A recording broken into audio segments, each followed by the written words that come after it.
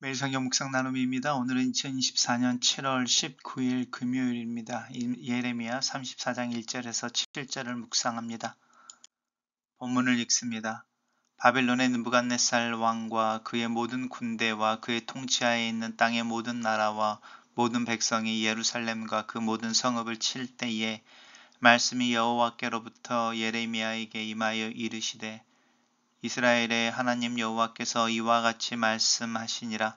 너는 가서 유다의 시드기야 왕에게 아뢰어 이르기를 여호와의 말씀에 보라, 내가 이 성을 바벨론 왕의 손에 넘기리니 그가 이 성을 불사를 것이라. 내가 그의 손에서 벗어나지 못하고 반드시 사로잡혀 그의 손에 넘겨져서 내 눈은 바벨론의 왕의 눈을 볼 것이며 그의 입은 내 입을 마주 대하여 말할 것이요 너는 바벨론으로 가리라. 그러나 유다의 시드기야 왕이여 여호와의 말씀을 들으라. 여호와께서 내게 대하여 이와 같이 말씀하시느니라. 내가 칼에 죽지 아니하고 평안히 죽을 것이며 사람이 너보다 먼저 있은 내 조상들 곧 선왕들에게 분향하던 것 같이 내게 분향하며 너를 위하여 애통하기를 슬프다 주여 하리니 이는 내가 말하였음이라. 여호와의 말씀이니라 하시니라. 선지자 예레미야가 이 모든 말씀을 예루살렘에서 유다의 시드기야 왕에게 아뢰니라. 그때 바벨론의 왕의 군대가 예루살렘과 유다의 남은 모든 성읍을 쳤으니 곧 라기스와 아세가라. 유다의 견고한 성읍 중에 이것들만 남았음이더라. 오늘의 본문은 이제 시드기야 왕이 이제 풍전등화 예루살렘 미 멸망하기 바로 전 앞에 하나님께서 이제 시드기야에게 예레미야를 통해 메시지를 전달하는 내용입니다. 구체적으로 시간이 나오고 있죠. 느부갓네살 왕이 그의 모든 군대와 그의 통치에 아에 있는 땅의 모든 나라와 모든 백성들이니까 단순히 바벨론 군대가 아니라 바벨론 제국의 최대한으로 모을 수 있는 징집되어질 수 있는 모든 군사들인 거죠.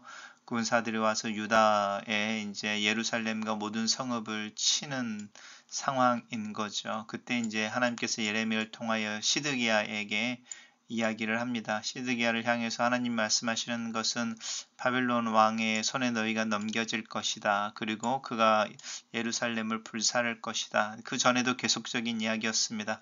하나님께서 역사의 주관자로서 바벨론을 세워 나라를 다스리는 권세자로 세울 때에 유다는 그 하나님의 역사의 주관자이심을 고백하는 신앙의 고백으로 바벨론의 고개를 숙이고 또 그 압제 아래에서 수모를 견디는 것을 통하여 자신들의 삶을 회개할 것을 요청을 받았었는데 이제 그것을 거절하고 결국은 예루살렘이 멸망하게 되는 부분입니다. 하지만 하나님께서 이 시드기야에게 마지막 왕에 대한 존대를 해줍니다. 내 눈은 바벨론 왕의 눈을 볼 것이고 내 입은 그의 입을 마주대어 말할 것이다 라고 말하면서 이제 살아있을 것이고 또 바벨론의 포로로 끌려가겠지만 거기서 평안히 죽을 것이다 라고 이야기하고요. 선왕들의 분향하던 것 같이 너를 분향하고 너를 위해 애통할 것이다 라고 왕으로서의 마지막 하나님의 자비가 표현되어집니다. 그리고 이제 선지자 예레미야가 이 모든 말씀을 예루살렘에서 유다의 시드기야 왕에게 전했다.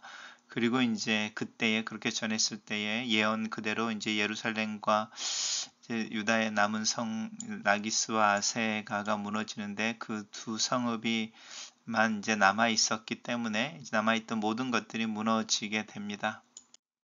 단락을 요약해 보겠습니다. 하나님의 경고대로 바벨론의 예루살렘 공격이 시작되었지만 시드기야 왕은 항복할 생각을 않고 예레미야는 확정된 심판과 시드기야 죽음에 대하여 예언한다. 이렇게 정리해 봤습니다. 묵상 나눔입니다. 하나님은 바벨론의 예루살렘 공격이 시작되었지만 마지막 순간까지 시드기야에게 경고의 말씀을 주십니다. 새롭지도 특별하지도 않은 말씀입니다. 하나님이 예루살렘을 바벨론 왕의 손에 붙이실 것이고 시드기야 왕은 바벨론에 사로잡혀가 바벨론 왕 앞에 설 것이라는 내용입니다. 그러니 항전을 멈추라는 것입니다. 심판을 받아 마땅한 죄인임을 인정하고 지금이라도 하나님의 심판을 수용하라는 것입니다. 위기를 넘기고 하나님의 용서와 회복을 구실 삼아 불의와 부정을 이어가는 것보다 차라리 파괴되고 무너져 회개하는 것밖에는 생의 방편이 남아있지 않는 데까지 낮아지는 것이 차라리 더 낫다는 것입니다. 우리 역시 죄악에 물든 삶을 정당해야 해주는 말씀만 취사 선택하며 악한 길을 지속하는 것보다는 불편한 말씀에 오래 머무르며 편했던 세상 것들을 불편하게 인식하는 시간이 필요합니다. 내 맘대로 살면서 내 악행에 눈 감으면서도 은총을 누릴 수는 없습니다. 하나님은 시드기야가 왕으로서의 최소한의 존엄을 유지하며 죽을 것을 이야기하십니다. 그는 전쟁의 칼에 죽임을 당하지도 않을 것이며 노쇠하여 자연히 죽어 적절한 장지에 매장될 것이며 백성에게 외면을 받은 여호와김의 죽음과는 달리 유다의 마지막 시드기야의 죽음은 백성들에 의해 조문되어질 것입니다. 하지만 시드기야에게 임할 심판이 결코 가볍지는 않습니다. 바벨론은 포로로 살아남아 바벨론의 느부갓네살 왕을 직접 보겠지만 자기 눈으로 자기 아들들의 처형당하는 것을 볼 것이며 그는 눈이 뽑힌 채로 바벨론으로 끌려갈 것입니다. 바벨론은 예루살렘 성벽에 토성을 쌓아 약 18개월 동안 예루살렘 백성을 외부 세상과 단절시키는 잔인한 전쟁을 벌입니다. 예루살렘 외에 남은 성읍은 애굽의 도움을 기대하며 항전하고 있는 라기스와 아세가뿐입니다.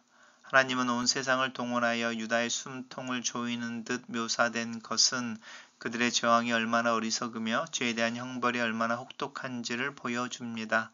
고집부으며 불순종을 정당화하고 있다면 이제라도 주님 앞에 돌아서야 합니다. 글로 쓰는 기도입니다. 살아계신 하나님은 진노 중에도 긍휼을 잊지 않으시는 분이십니다. 아버지가 아들을 사랑하여 훈육하듯이 하나님의 백성을 훈련하시는 분이심을 압니다. 내 삶에 그리스도를 닮은 성품과 마음이 나타날 수 있도록 나를 가르치시고 인도하여 주시옵소서. 내 마음의 겸손함으로 주님을 배우게 하시고 성령 안에서 믿음으로 사는 삶을 통해 그리스도를 닮은 열매가 내 삶에 맺힐 수 있도록 도와주시기를 예수님의 이름으로 기도합니다. 아멘.